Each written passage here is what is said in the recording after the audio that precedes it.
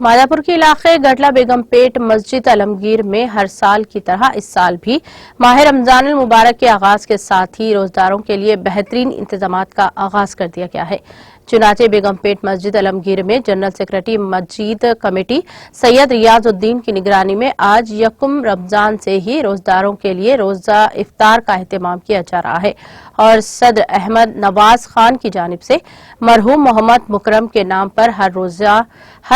200 روزداروں کو روزہ افطار اور طعام کا انتظام کیا جا رہا ہے اور یکم رمضان سے پہلی منزل میں حافظ محمد اسماعیل 5 پارے سنا رہے ہیں اور اوپر کے حصے میں حافظ عبدالجبار 1.25 پارہ سنا رہے ہیں۔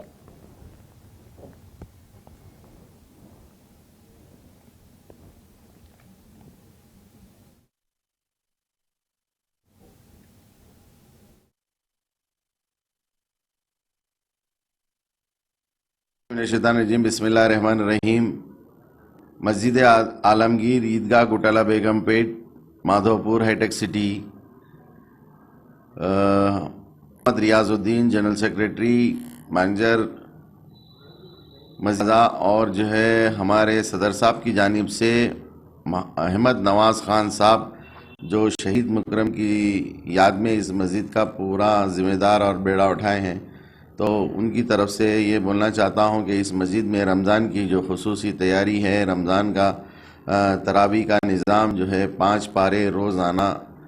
پہلے رمضان سے شروع ہو گئے ہمارے پاس۔ نیچے گراؤنڈ فلور میں